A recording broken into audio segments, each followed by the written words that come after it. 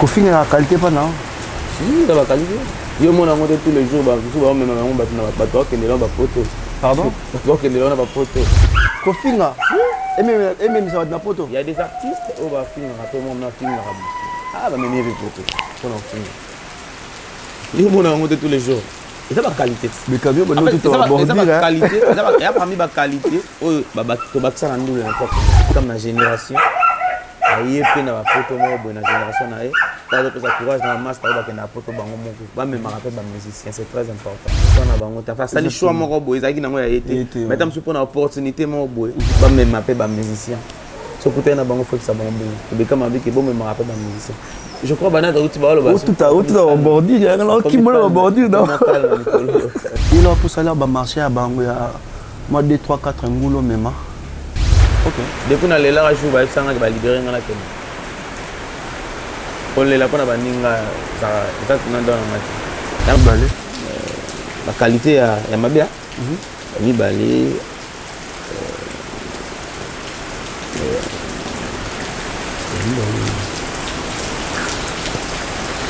Ah, elle m'a fait le T'as qu'elle a 3 qualités à bien et pas bien affilées. Elle va bien. Attends, attentivement à Fende. Instagram, ça a été bien.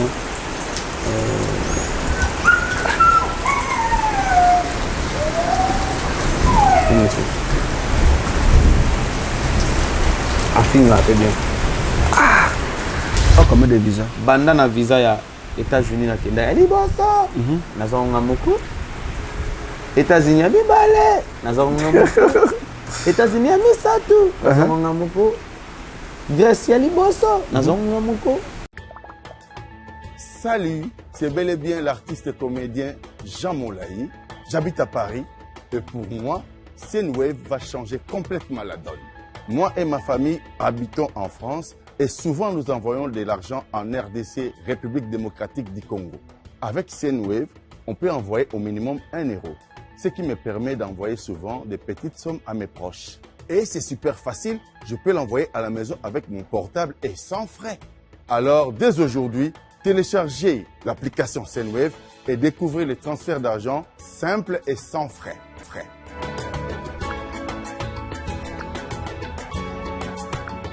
Grâce au code promo Congo Mokili, vous pouvez bénéficier de 10 € lors de votre premier envoi.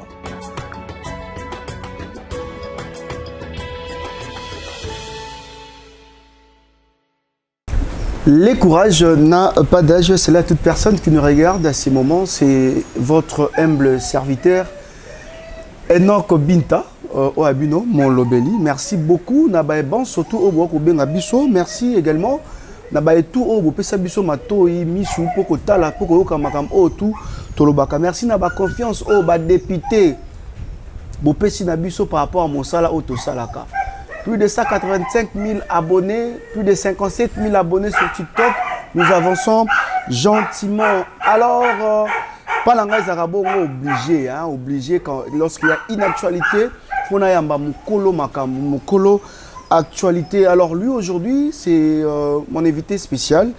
Lui c'est Patrick Bekam Oye, Aote Kobimsa Bongo, album Nakombo ya Histoire, Banzembo Meka Ebele, Nanzela Tana ko Tambola, na chauffeur, na batu ya Sima et tout, biso tout en harmonie, ya Rolo Banzembo la ex préféré, au wapi salirage na réseaux sociaux, mais on va parler par rapport à Mamotali, l'actualité na to Robeta Chetemba, Betty Lufu. Et aux autres qui ont des problèmes, tout n'a voyagé avec la mission, sous balongoye, balobi ba problème et belé. Et ben aujourd'hui, on va parler avec Patrick Bekam, Lady Maître, donc je dis comme ça, Lady, bonjour. Bonjour, Enoch Binta. Bonne Lady. Oh, ça va, par la grâce de Dieu, Kalamabé. Ah, ça va des mois tout le monde. Sommes trop. Ah ouais. On va déplacement webinaire toujours. Ah ouais, nous aussi, toi, moi, Libanda, pour travailler, toujours pour ça va le meilleur de nous, quoi. Boni Makam. Ouais, Makam, ça va. Makam, ça va. Là, quand on est devant ma mélomane, pour nous faire pardon. On a manqué mon micro, cet album, manqué avec maman Mikili. Je suis là, on a Congo, donc Tozongi. Donc voilà, on peut merci. ndenge bayambi album na histoire nasengi pardon nasengi merci ko to mesana ke so to bimisa album to vanda rapena misala ke to bimisa album 2 semaines to bouger. OK. Donc il y a moi bitif na biso te ko voilà. Ndongo kotaila album histoire. Celui qui a positionné en gros par rapport à l'album où il a marché opposition sur une position le Chop Malala je crois que ça démo le 22 exactement ceux qui toko chango ils ont bien pour notre premier album d'artiste et pour notre carrière à Patrick Beckham en tout cas donc bien donc voilà position c'est plutôt classé peut-être traîné tout classé l'album mais ça a marché tout ça tout classé en quantième moi faut changer génération tout ça musique à Congo génération là c'est une génération la musique à génération génération les bananes génération là ba fils la sey ça ba fils la sey a serviteur voilà génération là non ben au babim c'est album et tout hein Patrick Beckham mais génération quand on parle génération les bateaux en bas on a habité sur le ban le artiste congolais na président va mettre album autre mise ba nzela mako je crois azati na mise kanga bana mise album sous limité donc voilà na habité sur le ban nga na otala te par rapport ya yo ta papa ni ya ndenge te obimisi liboso to sima mais l'album ils a marché je peux citer peut-être Gomme ya Maestro Fabrice c'est a marché non mais ils a marché ils ont bêta exactement quoi encore détermination il y a frère Nayo Ibn Filezana Formule 7 exactement l'album a marché alors puisque certes les ans de la monayoté non marché là ti lelo tout le monde a pas balle de match dans marché ba les gens deviennent se confier le midi dans marché et l'album est belé ils ont marché. Est-ce que Nzembo peut bêta la musique na biso Congo faut ça mara sika pour que bêta makas ko le kabato e meakal non on a évité question ni otuna on a clair on a pas de réponse dans la question otuna quand on parle à l'album ils ont marché il a l'album est belé mais on a plus concentré na plus dans la même génération na plus qu'on a mais ce que en général il y a artistes et tout ba musique album et il y a pas mal là album a bien belé Gomme Formule 7, légende, balle de match, histoire payée. Donc voilà. Lelo Patrick Beckham, vous allez bongo auteur ya ba vous allez moko o ba to ba ko critiquer ming sur les réseaux sociaux. Tant on a annoncé qu'il j'ai été recevoir na tchaki ba fiche partout. Na moni ba question ba batinga sur WhatsApp. Na mo resali nga moi somme pourquoi par rapport à la carrière na bandi ya sika. Za na molaité on monenete mais déjà comme il subir ba critique oh ils a bongo dans marché alors autant au bêta concert na Chetemba au bêta concert na Louvre mais avant que tout comme la mambetali ba concert yebisa biso na histoire particularité nango na ba épée au bimusa ki wana particularité à histoire ezali en tout cas différence c'est ça histoire a na bêta plus la réalité et ba to ba kenega consommer histoire ba vraiment na ba mélange à couleur ils a tant en lien mon retena na épée la chance moi na épée la chance na mba banzembo ko ba c'est le moment na épée la chance na mba banzembo ko ba solution na épée la chance na mba banzembo ko ba WhatsApp mais ce que moi na histoire volume 1 parce que volume 2 ans là si tout va bien on dit non que Mikili pendant banda studio dans volume 2 et volume 1 au moins na to na ba ex préféré et surtout voilà on peut cette explication ex préféré boulissé bateau au moins ex préféré ils ont continué au ça ba plaisir si les en tout cas et ça l'a bien sauf Vandi Boy parce que biso album nous a bien d'être mon ex préféré on a net si qu'on a même c'est le clip il y a trop c'est trop avec on peut ça après 2 mois clip dans nos là comme ça album comme ça 2 mois dans les comme ça 2 mois on peut ça bon clip deuxième clip donc voilà.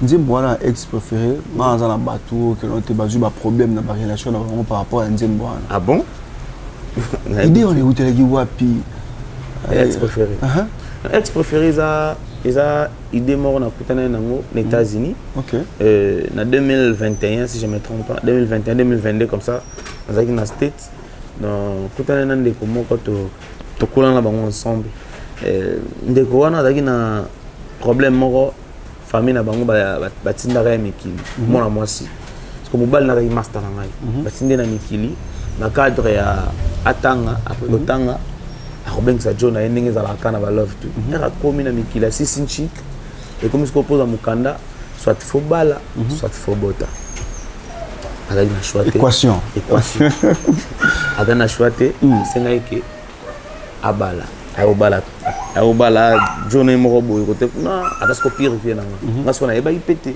abali via botise bana mibale ngai nakomi state boye ndenge ezalaka obenga mwa purifier pour renforcer mon hôtel asayeba mpe ke mwana mboka aza na mboka na via meminga na parle avec mère alambelo bilo na biso ka baafricain tout ça là nakoma na parle be mère yango azokumisa momi na biso mwatanga komba fieza te donc mwasi yango azoloba wana momi na biso atali mère nzela boye nzela komi avandi calme atianga kaka boye ngapena avandaka calme herve akoti na parle az échanger mère apusa niti bekam en tout cas koyebisa mama ovie na oti ngane naza boye tala réalité ezalaki boye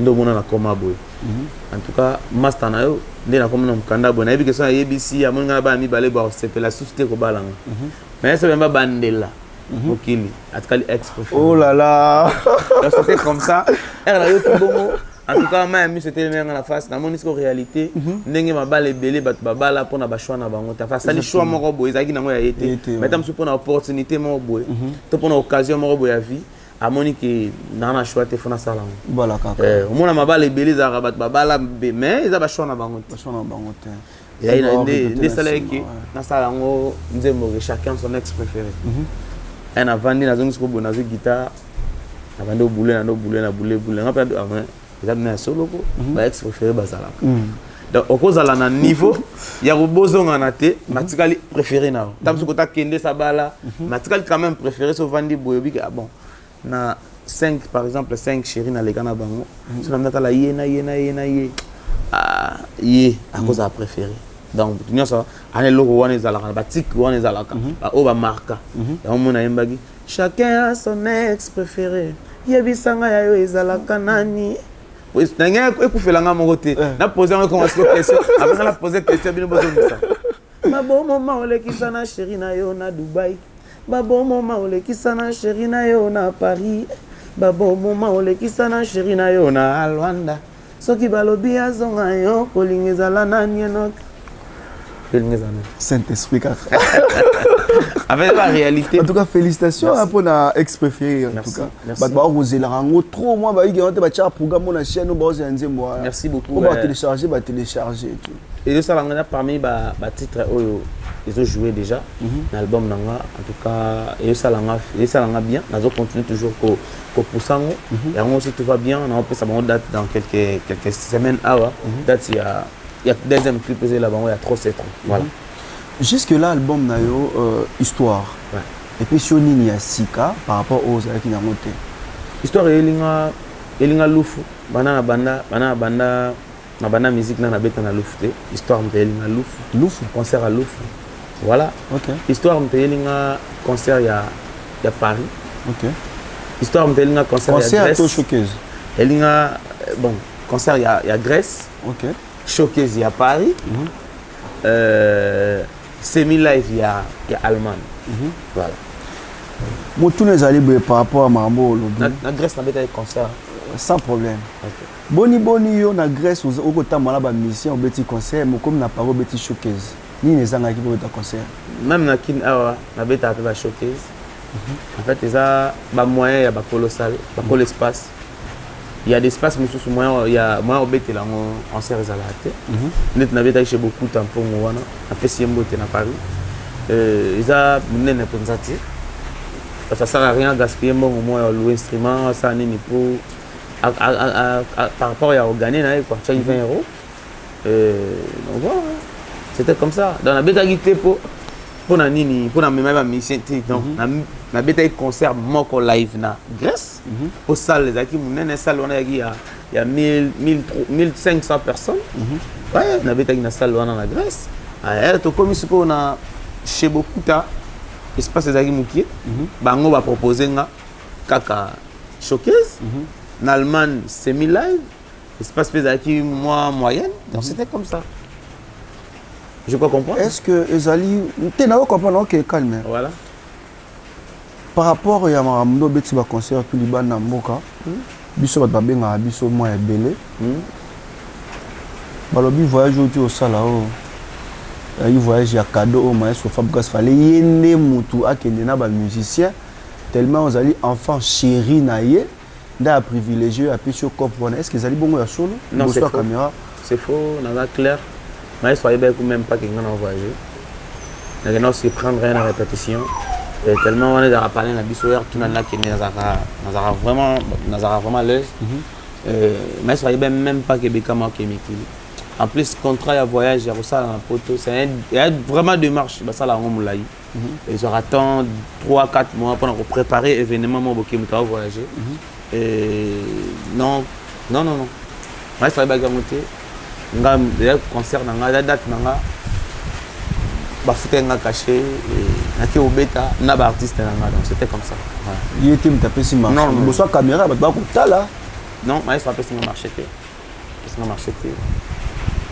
pe na ba date nyonso na beta wana za na date mo teza concert ya marché maestro na voyage na ba visa tout na zwa ki za na visa mo tu na zwa comme pour na maestro uzo comme des visa banda na visa ya États-Unis na kenda ya liboso nazonga moko États-Unis ya mibale nazonga moko États-Unis ya misatu nazonga moko Grèce ya liboso nazonga moko Paris ya mibale po ya liboso basi tamemanga Paris ya mibale nga moko Allemagne ya liboso nga moko Belgique ya liboso nga moko OK abeti mo na tamol mo trop na tamu si vous préparez nous sinon qui n'est qu'à lobby à souffle le mon sous voilà bah yo mo wana de poser problème pété maintenant comme que oyo pour comme ma battre les places et go poser moi problème mais quand même combien de missions na poto na mama ke belé hein que belé ba mission na on a tout na CG pas na CG maintenant moi ba Olivier Rakela Nexeta quelqu'un na ba staff ba nini na ba bureau tenga combien de musiciens au la délégation staff as musicien oh j'ai la pardon tout en équipe mais qui manga tena ça na mama que n'est poto qui n'est équipe exactement voilà tu vas ba 20 quelques visas na attaque chant ba y combien attaque chant moi bah c'était pas na CG attendez-moi belé musique Patrick Bekam là il dit mettre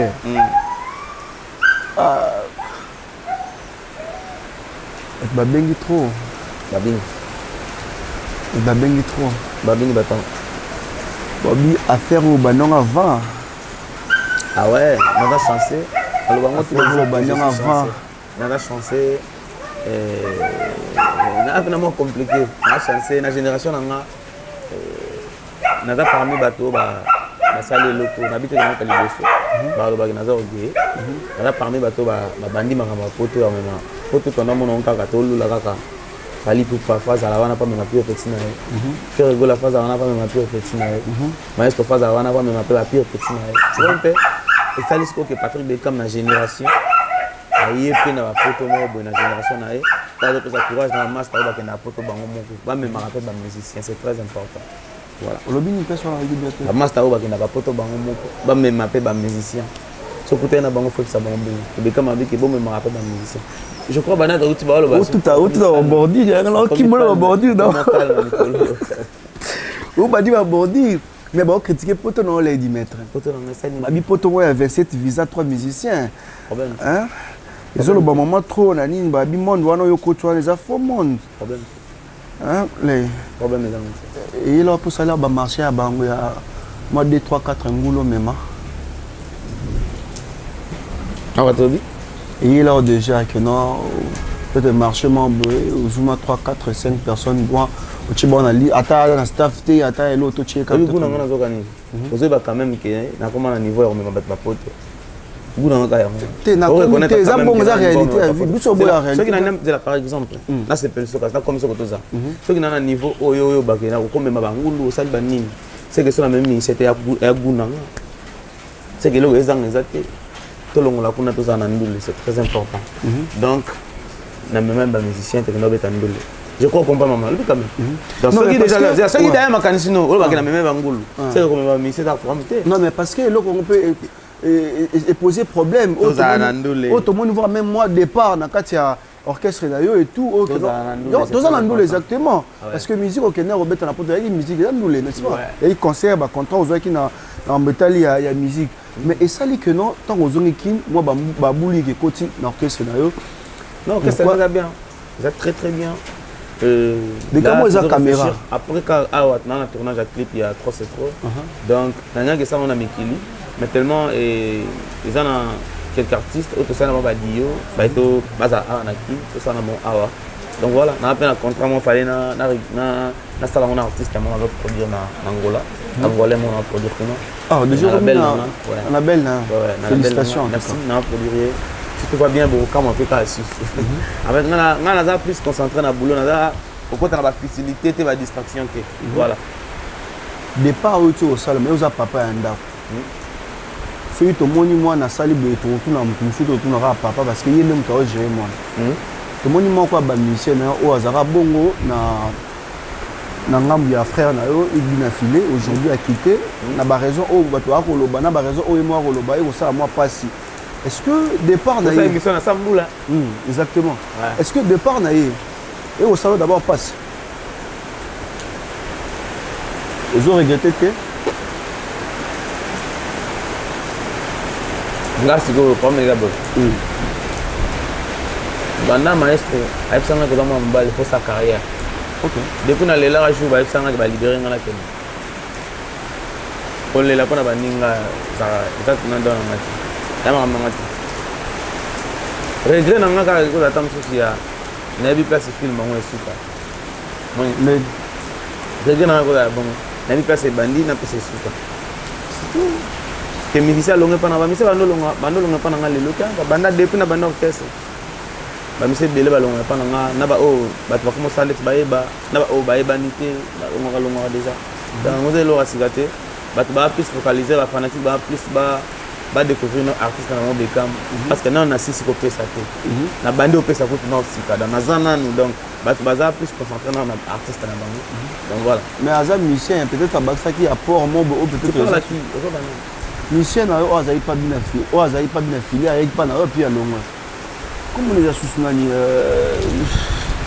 yo mo dans ma prendre ba Congo ba ni je crois Michel lo moi bon Michel Michael et tout comme ça alonga na non mais poser problème non il écoute alonga bien il y a comme lenga que prise na lingina na sa carrière na et pas biso ba bisinga na beta so pas monter singa que singa que sugo c'est bon na ko za leader après na jeter les babons non même si que nzamba sungaye à sa carrière à nous voilà Patrick Beckham Ramon Moé là tout ça na ma banga yani côté Michel Longo côté kuna au sali accident na ba Michel na Loufou c'était quoi expliquer biso parce que ba na bezo ba yeba bon moi malaise ça m'a dit après na artiste pour accident ça m'a dit et là qui erreur moi professionnel et là qui erreur moi ga muke ça m'a dit on a ça que ça ferme dans kumba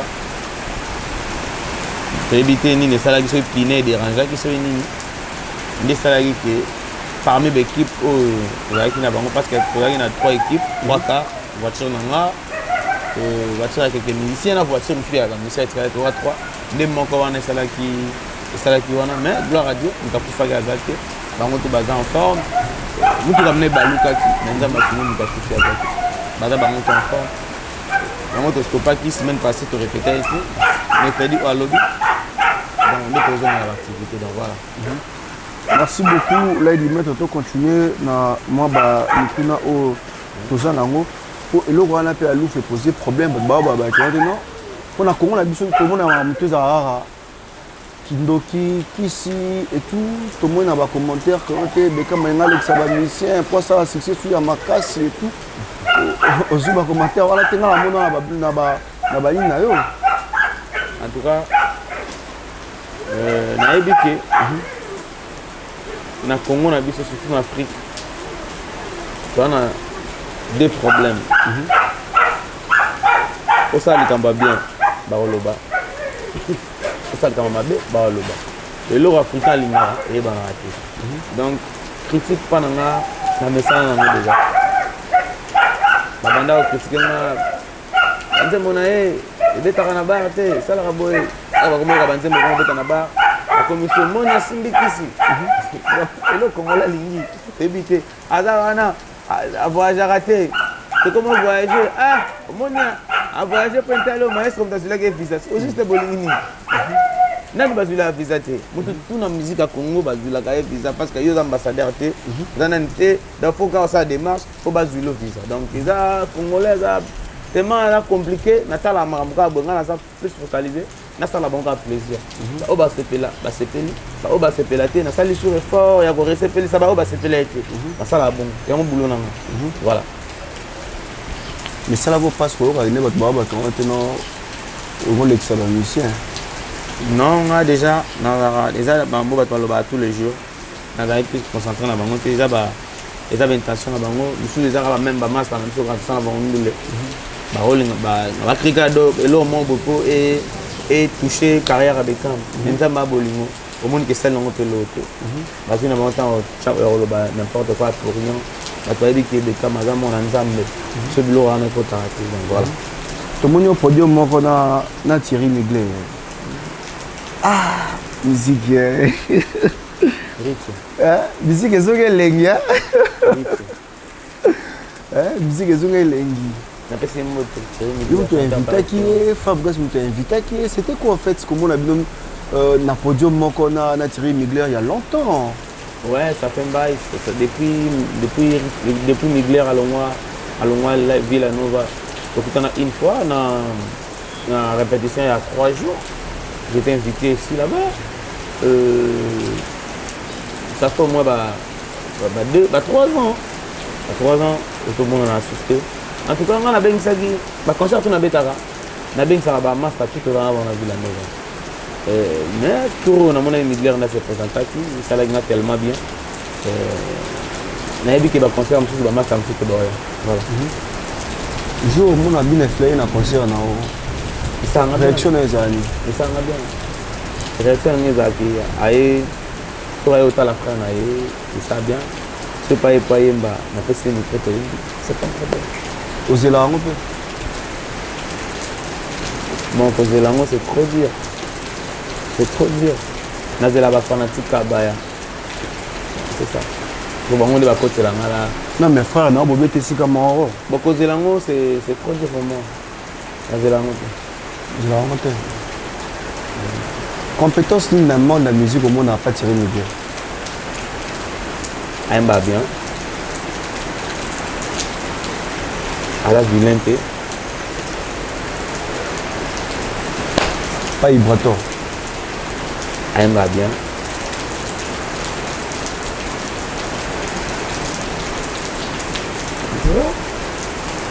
La musique aimba bien.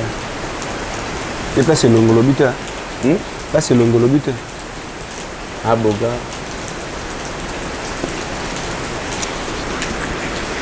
Et bon le beau c'est du fou. Ah là il met. Ah non là rebelle. Non monsieur. Ana bane belé. Nini o ya bien o ba lobela ba. Ana baka rebelle. Bon compétence ni oyo monara. Lelo est pas mal sur Fabregas. Aga vraiment artiste. Aga vraiment artiste. Aga bosseur. Aga na qualité artistique et belle na kati na ye. Et ça là que à des choses qui a évolué toujours à la face. Tant qu'il a 3 qualités à bien pas bien affilé. Elle va bien. Ça attention moi à Fende. Instagram moi ça c'est bien.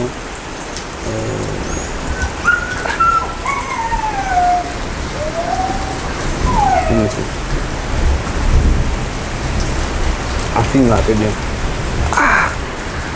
Kofinga la qualité pas non? Si, ça va qualité. Yo mon amour tous les jours, même maman ba toi que les gens ba photo. Pardon? Toi que les gens ba photo. Bah que na ta rapport va mener des photos. Ah, image. Ça va qualité. Ça va qualité bien. Kofinga. Et même ça va de la photo. Il y a des artistes au ba finir après mon na finir. Ah, va mener des photos. Pour en finir. Yo mon amour tous les jours. Et ça va qualité. Mais quand même, on ça va qualité. Ça va. Il y a parmi ba qualité. Oh, ba to ba ça na ndule na quoi. Kofinga. Il y a des qualités. Heureusement, moi, ça a fait boulot bien. Il y a des bâtiments, on va finir. Boulot n'a bien aimé. C'est des qualités aussi. Comme ça, on bien. On a des beauté, on a bandit sa carrière. C'est que tu vas créer, tout le monde a évolué et ça va tout bien. C'est tout le côté. Pour créer, on va finir là. Et on a des gens bon on a fait un date pour bon sur la beauté on a des défauts tout le a des défauts surtout les artistes et musiciens et tout ils ont des stars et tout on a 2 3 4 choses moi mais à ça là ça est bien et tout autant a des défauts et vibratoire nenga finga plus maestro kotauta il y a pas de défaut parce que les gens la ligne là qui n'a pas qualité on a tout elle n'a pas plus artiste c'est très important et pour reconnaître au kaka à Salaé à Salaé en français on a créé pourtant on a dit qu'à créer comment dire pour quoi accepter comme Mokelinae c'est rien en fait la qualité ya mabia mibale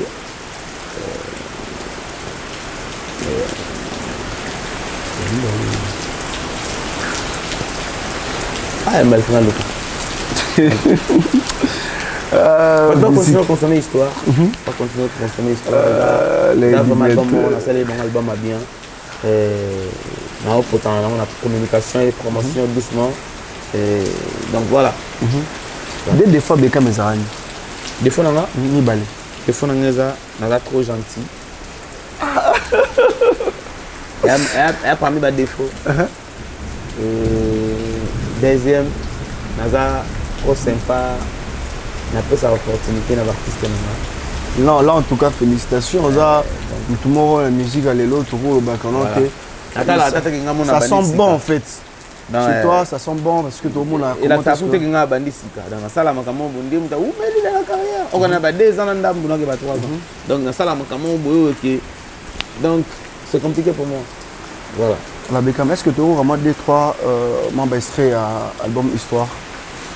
Kolingo nyokolinga ipe mingi ya maloyo tika na loba vérité Fabrice komisinga ikizengi bébé mitanga so ikutu bien nake koluka pasteur pona bolingo pasteur alobi nanga tokota mabondeli peut-être beba kokitisa motema nasali nyonso kaka 0 na gene baveye bapriere nzoka motema ekei epa mosusu amour ekomi ndeko telengana bebe kwanga échantillon kutu basombaka bolingo tika na manke yo respect ya maloyo nga na kofinga nanu bolingo po bolingo nyokoli ngai mpe mingi nalembi bolingo kitango eza nyokola ngai boye bolingo tala mutu munene bolingo tala dikosi molai bolingo tala matoi lokola koshu bolingo komolelisa nga na kishinois na leli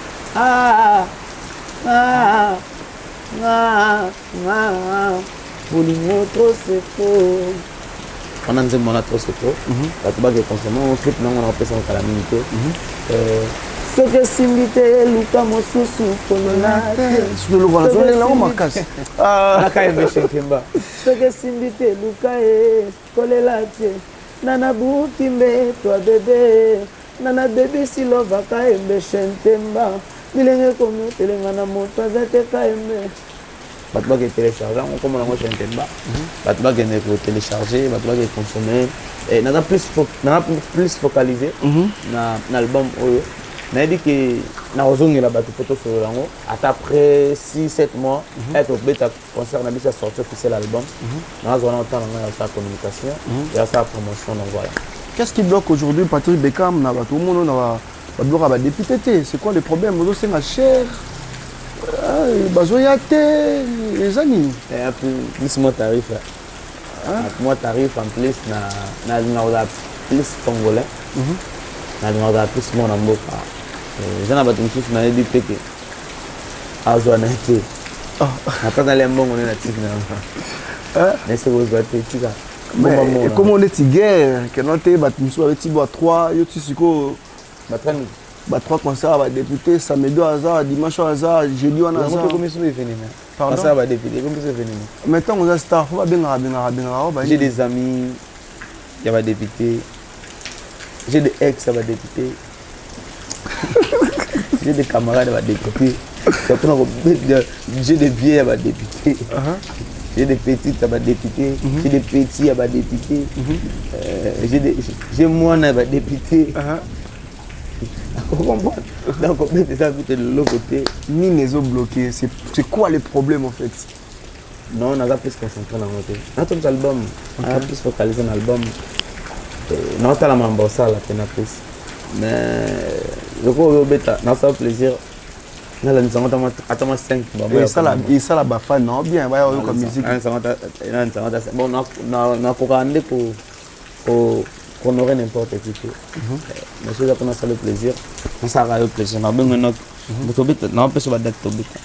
Il s'appelle Lay Dimetre et Patrick Bekam. Donc, comment un programme et tout. Le programme est allé déjà le 10 Tourbe en face de l'aéroport.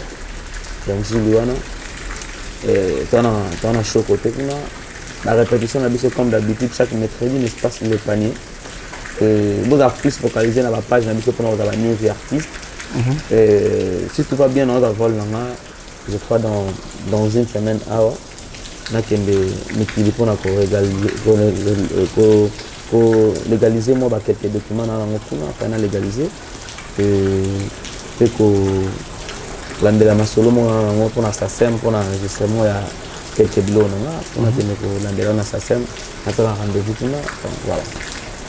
Merci beaucoup, Lay Dimetre. Alors, mesdames et messieurs, c'est par ici que nous bouclons exactement cette émission. Quant à moi, j'ai dit un grand merci comme ça à toi, Dorcas Rolls, je te salue. Liverpool Munduki, je te salue. Voilà. Alors, big up aussi à toi comme ça, le grand boss, Sam Kunkoulé nécessaire depuis London, Namoltan, big up à toi. Maître Tigre Makana, le grand Mukomboso, les Poutines.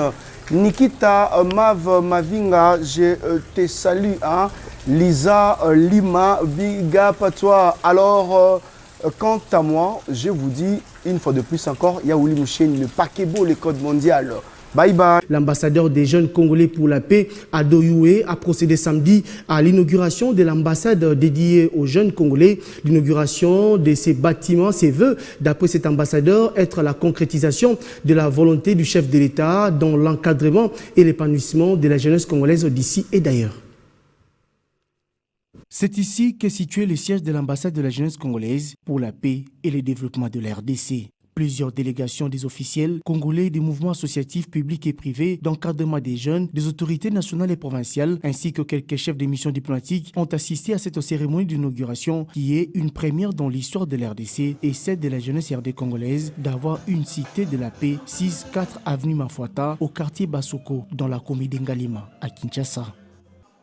À en croire Ado Youé, ambassadeur de la jeunesse congolaise, l'objectif est d'apporter une solution rapide liée à la création d'un espace d'échange entièrement consacré à la cause de tous les jeunes Congolais d'ici et d'ailleurs. L'ambassade de la jeunesse congolaise vous concerne tous, n'hésitez pas.